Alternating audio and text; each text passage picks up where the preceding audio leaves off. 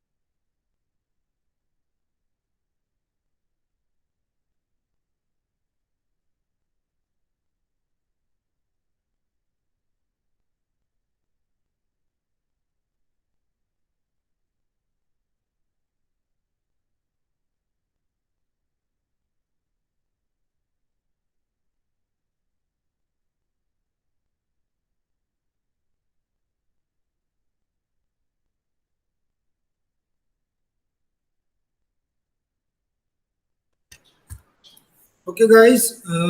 So today we'll start with the next topic, that is above average return. Now there are many businesses. Some businesses are earning really, really nice. Some businesses are earning average. Some businesses are earning below average, and some businesses are earning extraordinary returns on their investment, or you can say on their businesses.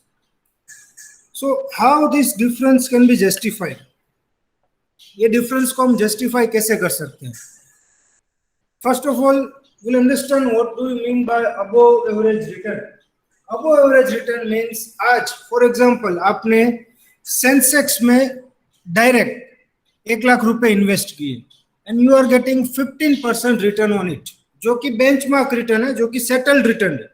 ना वही 1 lakh rupees अगर आप let's see कि Reliance industry में या तो Tata Motors में या तो कोई भी ऐसी कंपनी में इन्वेस्ट करते हैं, वहां पे आपको 25% का रिटर्न मिलता है. तो ये जो एक्सेसिव रिटर्न है, जो आपका एक्सपेक्टेशन था 15% एंड यू आर गेटिंग 25%, सो ये जो एक्सपेक्टेड रिटर्न, जो आपको एक्सपेक्टेड से ज्यादा मिला है, that return can be considered as above average return. या तो इंडस्ट्री का जो एवरेज रिटर्न है, जैसे कि अगर हम बात करें आईटी सेक्टर की, तो आईटी सेक्टर जो है वो एवरी ईयर 18% से ग्रो हो रही है। अगर आप आईटी सेक्टर में है और आपकी कंपनी 25% से ग्रो हो रही है, तो वी कैन से कि भाई यस, आपकी कंपनी जो है उसको अबोव एवरेज रिटर्न जो है वो मिल रहा है। With the similar risk, with the similar amount, everything is similar. Resources are almost similar. And at that time, if you are able to earn beyond your expectation, beyond the average, then we can consider it as an above average return. So above average returns are returns in excess of what an investor expects to earn from other investments with a similar amount of risk. Risk will be similar. Firms without a competitive advantage or that are not competing in an attractive industry earn at best average returns. ऐसी company जिसके पास कोई competitive advantages नहीं है, जो company काफी normal है, जिसके पास कोई एक्स्ट्रा ऑर्डिनरी रिसोर्सेज नहीं है, जिसके पास कोई एक्स्ट्रा ऑर्डिनरी कैपेबिलिटीज नहीं है, they will earn average return. But the firm with having great competitive advantages, जैसे कि यहाँ पे अगर हम बात करें रिलायंस की, तो रिलायंस एक ऐसी कंपनी है जिस मतलब कई सारी कंपनी है, बट उसमें से एक रिलायंस एक ऐसी कंपनी है जो अपने रिसोर्सेज का ऑप्टिमम यूटिलाइजेशन जो है वो करती है, and whatever the resources are available with them, they know how to make optimum utilization of those resources, and that's why Reliance is getting above average return. Now we do have two models. Main two models are there under this above average return. The first one is IO model, that is industrial organization model, and the second one is resource based model. ये model क्या है, मैं थोड़ा आपको brief कर दूं। Basically ये दोनों मॉडल जो है वो आपको शो करेंगे how you can earn above average return. अगर आपको सुपीरियर रिटर्न अर्न करना है, how you can earn the same. IO model जो है वो प्रिसाइजली फोकस करता है एक्सटर्नल एनवायरनमेंट के ऊपर and the impact of external environment on your business. आपका कोई भी बिजनेस होगा, whether it is small, big, micro और लार्ज, वहां पे एक्सटर्नल एनवायरनमेंट की इम्पैक्ट जो है वो रहेगी। आपका बिजनेस भले ही छोटा हो या फिर बड़ा हो, external environment whether it is legal, economic, geopolitical, social, cultural और कोई भी एक्सटर्नल एनवायरनमेंट की इम्पैक्ट जो है वो आपके बिजनेस के ऊपर 100% रहेगी। So IO model, industrial organisation model, precisely focus on external environment and the impact of external environment on your business, while resource based model जो है वो फोकस करता है आपके पास कौन कौन से रिसोर्सेज अवेलेबल है, आपके पास कौन कौन सी असेट्स अवेलेबल है, and same time whether you do have that much capabilities to make optimum utilization of those resources. Example के तौर पे डीएलएफ कंपनी है, डीएलएफ जो है वो रियल एस्टेट की कंपनी है, उसके पास इंडिया में सबसे ज्यादा ऑफिशियल लैंड होल्डिंग है। नाउ कंपनी के पास लैंड है जो कि उसके लिए बिजनेस के लिए रॉ मटेरियल है, बट अगर कंपनी के पास वो लैंड को डेवलप करने की, कंस्ट्रक्ट करने की कैपेबिलिटीज ही नहीं है, then it's of no use.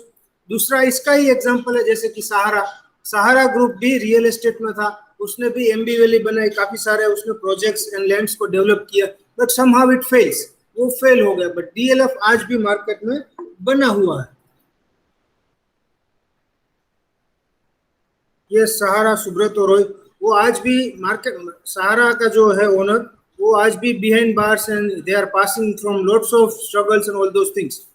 So DLF जो है they know how to do it, because उसके पास रिसोर्सेज भी है, उसके पास कैपेबिलिटीज है, एंड वो उसको फुलफिल करने के लिए मैन पावर या फिर जो भी अदर रिक्वायरमेंट्स है उसके पास अवेलेबल है।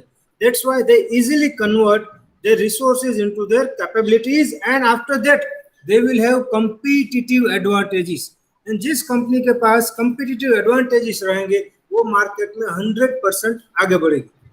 सो आईओ मॉडल जो प्रिसाइजली फोकस करता है एक्सटर्नल एनवायरनमेंट के ऊपर, रिसोर्स बेस्ड मॉडल जो है वो फोकस करता है अवेलेबल रिसोर्सेज एंड आपकी कैपेबिलिटीज के ऊपर। Now before we move forward to the IO model के कुछ प्रॉपर्टीज है, इंडस्ट्री प्रॉपर्टीज है एंड कुछ अजम्पशंस है जो हमें जानने हैं, जो हमें समझने हैं, बिकॉज दिस टू मॉडल, ये दोनों मॉडल जो है वो एग्जाम के पॉइंट ऑफ व्यू से इंपॉर्टेंट है। एग्जाम में आपको इसमें से कोई भी एक आ सकता है या तो दोनों भी आ सकते हैं। Now let's go with the first one, that is industrial organization model of above average return explains the external environment have dominant influence on firm's strategy. Firm की जो भी स्ट्रेटेजी होगी, जो भी एक्शन होगा, जो भी डिसीजन मेकिंग होगा, वहां पे external environment, that means political environment, legal environment, economic environment, technological environment and so on, सभी की वहां पे इम्पैक्ट होगी एंड जिसकी वजह से स्ट्रेटेजी समहाउ अफेक्ट होगी या तो समहाउ वहां पे चेंज भी हो सकती है। So industrial organization model clearly defines that external environment have influence on your strategic decision making. Now उसकी कुछ प्रॉपर्टीज है। The first one is economies of scale. ये तब एप्लीकेबल होगा in the majority of the cases, ये तब applicable होगा जब आप इकोनॉमीज ऑफ स्केल पे जा रहे हो, मतलब आप एक बड़े पैमाने पे अपना बिजनेस जो है वो रन कर रहे हो। वहां पे लेट्स सी कि आपका प्रोडक्शन जो है वो मास प्रोडक्शन हो रहा है या तो आप बल्क में प्रोडक्शन कर रहे हो, तब जाके ये फंडा वहां पे एप्लीकेबल होगा। अगर आपकी छोटी किराना की स्टोर है तो वहां पे ये इतना ज्यादा इम्पैक्ट नहीं करेगा। वहां पे पॉलिटिकल एनवायरनमेंट चेंज होगा तो इतना ज्यादा इम्पैक्ट नहीं होगा। आपका कोई फूड स्टॉल है तो वहां पे इकोनॉमी में चेंज आ जाएगा तो आपके फूड स्टॉल में माइनर डिफरेंस आएगा। बट अगर आपकी कोई बड़ी कंपनी है एंड वहां पे एनवायरनमेंट में चेंज आता है तो इसकी डायरेक्ट इम्पैक्ट आपकी कंपनी के ऊपर आ सकती है। Then the second one is barriers to market entry. आज ऐसे कई सारे बिजनेसेस है जहां पे आप इजीली एंट्री ले सकते हो, जैसे कि मैंने बोला किराना स्टोर, कोई भी रेस्टोरेंट है, कोई भी आपको सुपरमार्केट स्टार्ट करना है या फिर छोटा सा कोई प्रोडक्शन वाला बिजनेस आपको स्टार्ट करना है, माइनर वन जैसे कि टिश्यू पेपर मेकिंग या तो क्लोथ्स की बैग बनाने का बिजनेस, ऐसा कोई भी बिजनेस जो है आप इजीली स्टार्ट करते हो, वहां पे एंट्री बैरियर्स काफी कम है। बट अगर आपको कोई बड़ा बिजनेस करना है, जैसे कि कोई एफएमसीजी लाइन में जाना है, कोई बड़ी प्रोडक्शन लाइन में जाना है, मैन्युफैक्चरिंग लाइन में जाना है, तो वहां पे एंट्री बैरियर्स काफी हाई है। जैसे कि अगर आपको टेलीकॉम इंडस्ट्री में जाना है, ऑयल एंड पेट्रोकेमिकल इंडस्ट्री में जाना, ऑटोमोबाइल इंडस्ट्री में जाना, you will find lots of entry barriers, तो वो हर्डल्स है आपके लिए। तो अब ऐसे बिजनेस जहां पे एंट्री बैरियर्स काफी ज्यादा है, वहां पे ये एनवायरनमेंट का डायरेक्ट इन्फ्लुएंस रहेगा। ऐसे बिजनेस जहां पे एंट्री बैरियर्स काफी लो है, वहां पे एनवायरनमेंट का डायरेक्ट इन्फ्लुएंस जो है वो कम रहेगा। Then the next one is diversification. आप अपने एग्जिस्टिंग बिजनेस से डाइवर्सिफाइड हो रहे हैं या तो आप कोई नया बिजनेस डेवलप कर रहे हैं, जैसे कि वर्मोरा सिरामिक जो है उसने टाइल्स में और उसमें सिरामिक में काफी बढ़िया नाम किया। Now they have diversified theirself towards Varmora plastics, or you can say the kitchen molded plastic molded items. And So so dairy products. which one? They are starting the milk producing farm and making all the dairy products. Okay, great. Vermora itself only has started this. Yes, sir. Yes. Very good. I was not aware about this. Great. I do have idea about the Ufresh and few other companies. Company का नाम क्या है बेटा, बता सकते हो? They अगर have कुछ not means they will be expanding their business in different criteria. So they are now going to start the milk producing products by they have took 40 cows and few buffaloes, and they are going to start this dairy products. great, really great. Yes, in Morbi. I appreciate, and this should be there. Business must be diversified because Warren Buffett has rightly said, don't put all your eggs in a single bucket. You must have multiple sources of income. So diversification also matters. When your business is diversified into different field, at that time external environment may impose pressure on it. Then product differentiation, आपके bucket में, आपकी umbrella में कौन कौन सी products है, whether you are producing a very similar kind of product or you do have certain different product, your product line, your product length, and so on.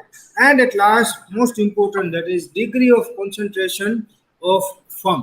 Firm जो है वो अपने बिजनेस पे कितना फोकस कर रही है. आज टाटा सन्स की बात करें तो टाटा सन्स जो है वो पेरेंट कंपनी है, उसके अंडर ऑलमोस्ट 70 से ज्यादा कंपनी, अगर टोटल गिनेंगे तो 150 से ज्यादा हो जाएंगी, पर ऑफिशियली अगर काउंट करें तो उसके अंडर 70 से ज्यादा कंपनीज है. तो उन सभी में टाटा सन्स जो है वो किसके ऊपर ज्यादा फोकस करेंगे, ये भी काफी मैटर करता है.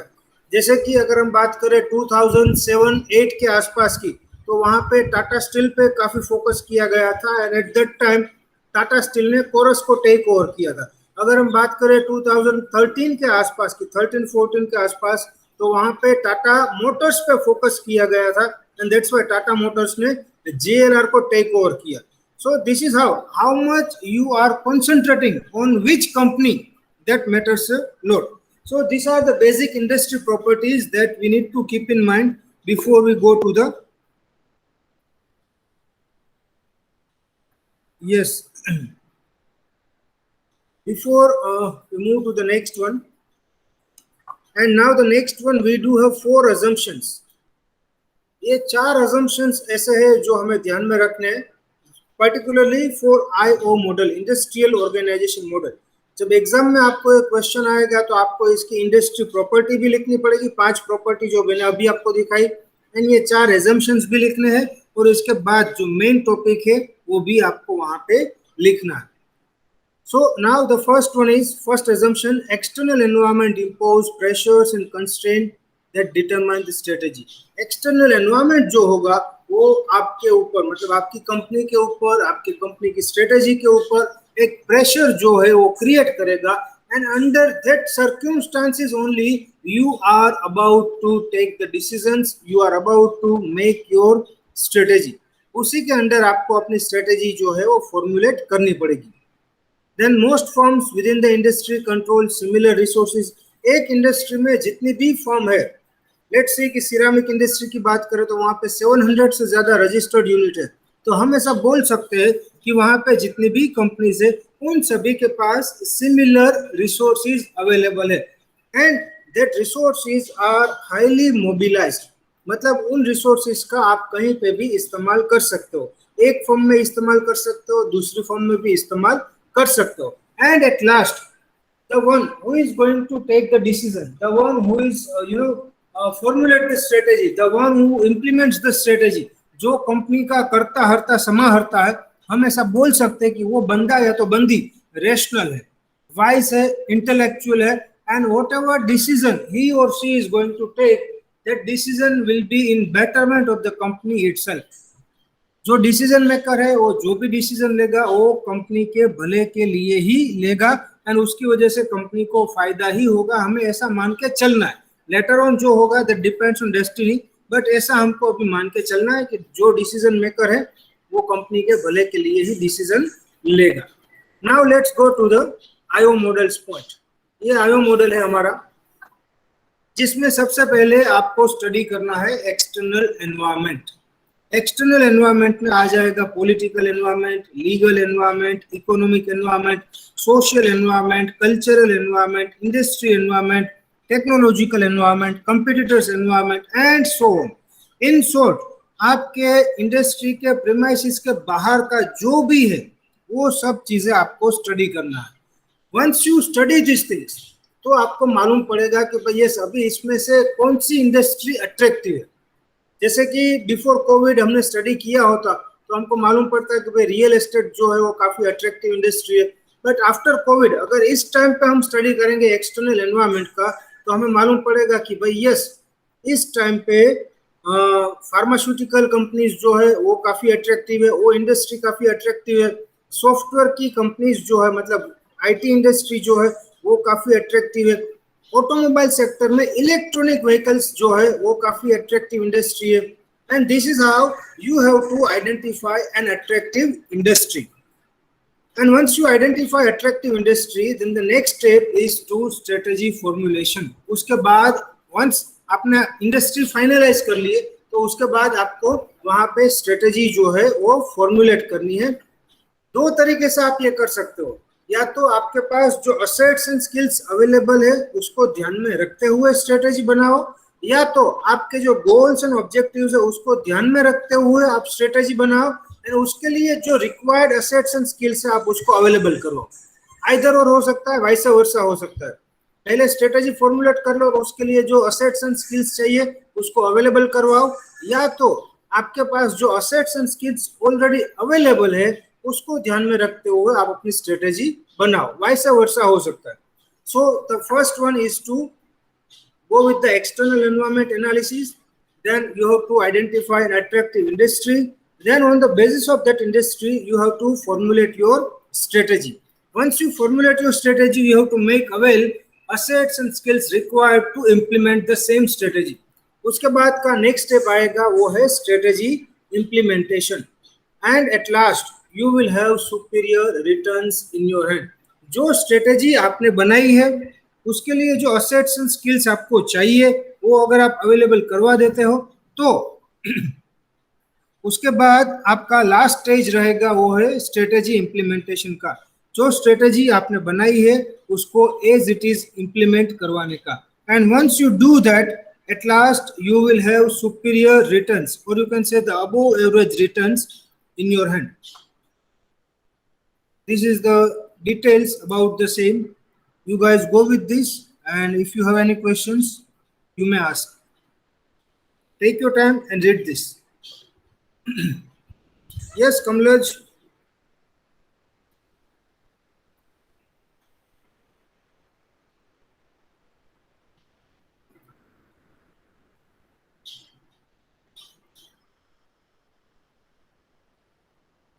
There are many, dear. There are many. You can refer the startupindia.com website. You can go with the this one, Startup India, Woman Entrepreneur, and another one is Make in India. The three websites, or you can say the three details, are available with Gujarat government as well as by central government. तो आप ये पूरा उसमें details जो है, अलग अलग schemes जो है, मुद्रा लोन है, अलग अलग कई सारी कोलेटरल फ्री लोन्स है, कुछ ऐसी चीजें जहाँ पे सब्सिडीज मिलती है, कुछ ऐसी चीजें जहाँ पे आपको ग्रांट्स भी मिल सकती है, depends on your research work, depends on your startup, depends on your patent and all those things. तो this are the three schemes that you should go with. थोड़ा आप इसको देखोगे तो आइडिया आ जाएगा। Startup India, woman entrepreneur, make in India.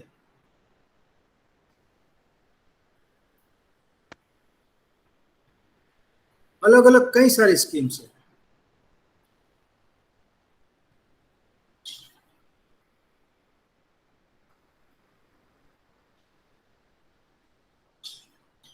जैसे कि एक एग्जांपल के तौर पे मैं आपको बताता हूँ, अगर आप यूपी बिहार में कन्फेक्शनरी कंपनी स्टार्ट करते हैं, कन्फेक्शनरी मतलब chocolates and all those things, वो अगर आप कंपनी यूपी बिहार में स्टार्ट करते हो तो वहाँ पे गवर्नमेंट आपको अलग अलग तरीके से तकरीबन 80% से ज्यादा की सब्सिडी दे रही है। यस, 80% से ज्यादा। अलग अलग उसके कई सारे रूल्स एंड रेगुलेशंस है, उसके कई सारे टर्म्स भी है कि भाई मिनिमम आपको इतना एम्प्लॉयमेंट जो है वो जनरेट करना पड़ेगा, मिनिमम इतना प्रोडक्शन होना चाहिए, समथिंग लाइक दैट। कई सारे टर्म्स एंड कंडीशंस है। बट यस, अगर आपके पास 100 करोड़ रुपीज है, यस 100 करोड़ रुपीज आपके पास है, तो आपको वो बिजनेस स्टार्ट करना चाहिए, क्योंकि यूपी एंड बिहार दोनों गवर्नमेंट जो है वो काफी एक्सट्रीम सपोर्ट कर रही है कन्फेक्शनरी इंडस्ट्रीज को डेवलप करने के लिए।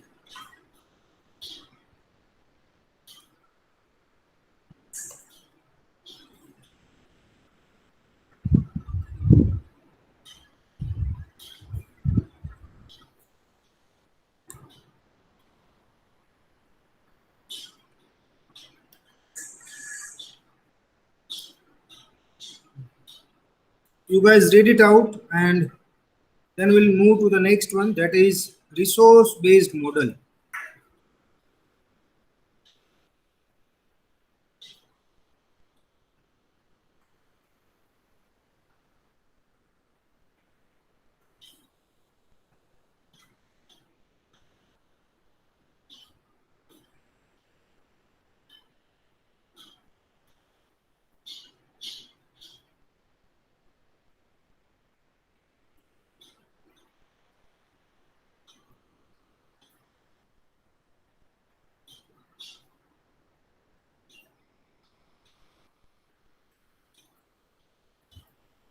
राजकोट से ये आप राजकोट से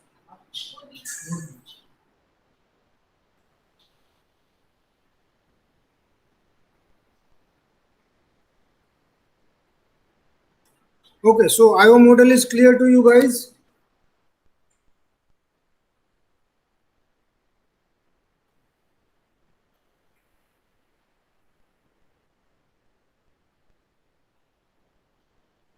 IO model clear?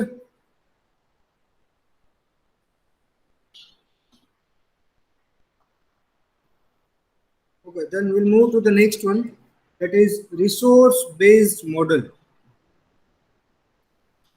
Now resource based model जो है वो क्या बताते हैं, आपके पास कौन कौन से रिसोर्सेज अवेलेबल है, आपके रिसोर्सेज जो है वो कितने यूनिक है। जैसे कि आज गल्फ कंट्रीज जो है वो हम बोल सकते हैं कि भले ही कंट्री डेवलप नहीं है but then also they rule out because उसके पास क्रूड ऑयल है, बिकॉज उसके पास यूनिक रिसोर्सेज है।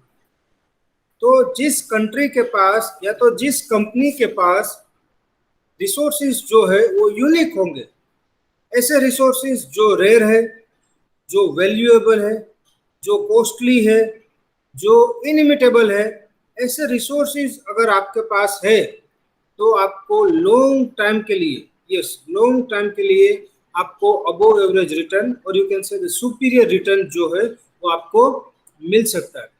रिसोर्स बेस्ड मॉडल जो है वो प्रिसाइजली फोकस करते हैं आपके पास कौन कौन से रिसोर्सेज है एंड वो रिसोर्सेज को यूटिलाइज करने के लिए आपके पास कैपेबिलिटीज है कि नहीं है।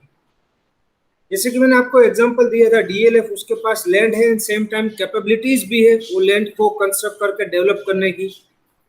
बट कई सारी ऐसी कंपनी जैसे कि शोभा डेवलपर्स, उसके पास लैंड थी बट यूनिकनेस नहीं थी, कैपेबिलिटीज नहीं थी कि उस लैंड को डेवलप किया जाए, ये भी मैटर करता है। So the resource based model assumes that each organisation is collection of unique resources and capabilities. सभी organisation irrespective of its size, छोटा बड़ा कोई भी होगा, सभी ऑर्गेनाइजेशन जो है उसके पास कुछ ना कुछ रिसोर्सेज एंड कैपेबिलिटीज तो जरूर होंगी।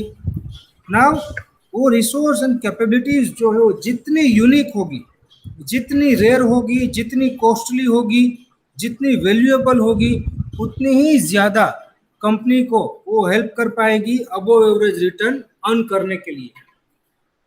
जैसे कि बीएसएनएल कंपनी यहाँ पे एक एक्सेप्शनल केस है। आज जो भी कंपनीज है टेलीकॉम सेक्टर में, रिलायंस जियो देख लो, वोडाफोन आइडिया, एयरसेल, एयरटेल, कई सारी कंपनीज थी पहले।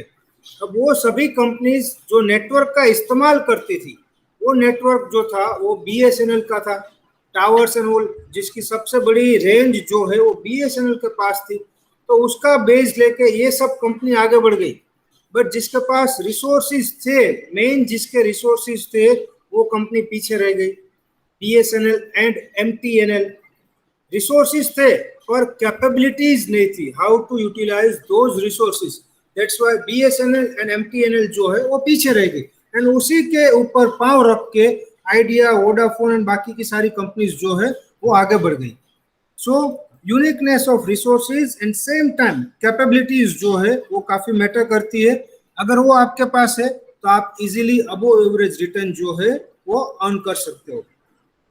सो सबसे पहले resources, you have to identify how many resources are available with you as per the company, as per the size of the company.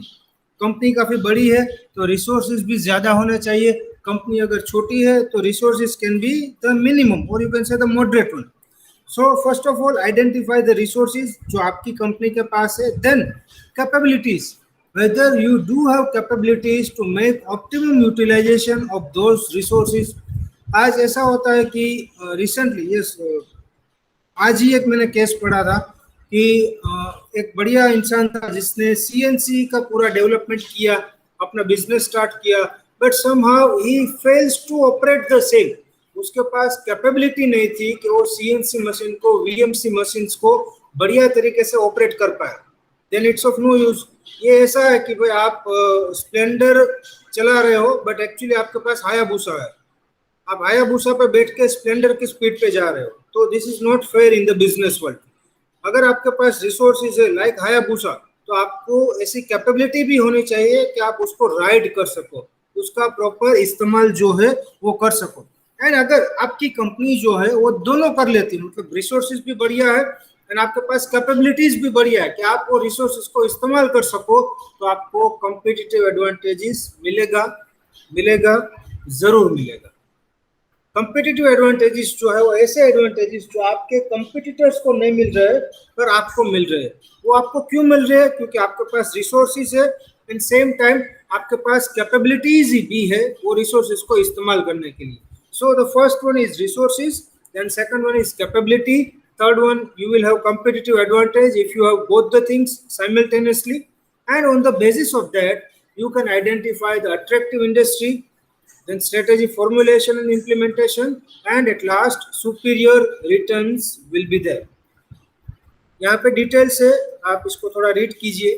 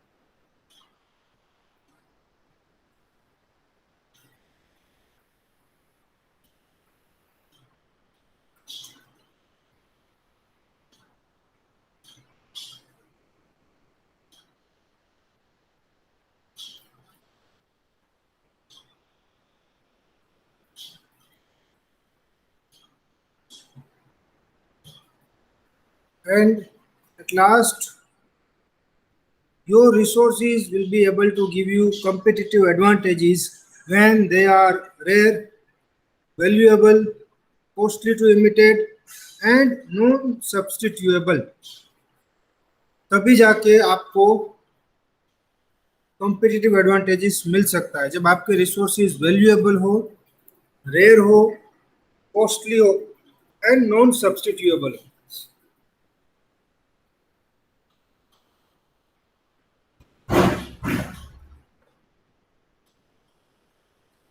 So any doubts for this IO model and resource based model? No, sir. Okay, great. So in the next session, we'll start with the vision, mission and values। ये हम next session में start करेंगे। सो आज के लिए इतना ही रखते हैं। That's it for the day. Thank you so much guys, enjoy your day, take care, thank you. Please write down your name and enrollment number in the chat box.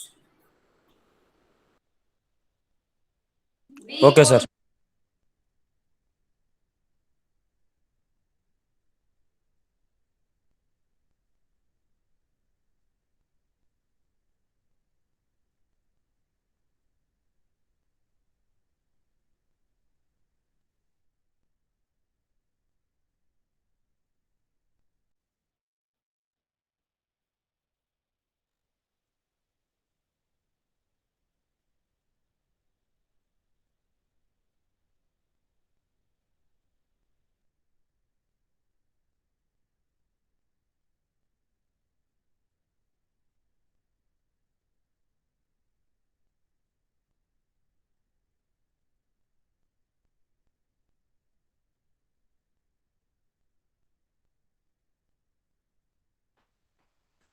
Deven, Joy, and Yunan, please write down your name in the chat box.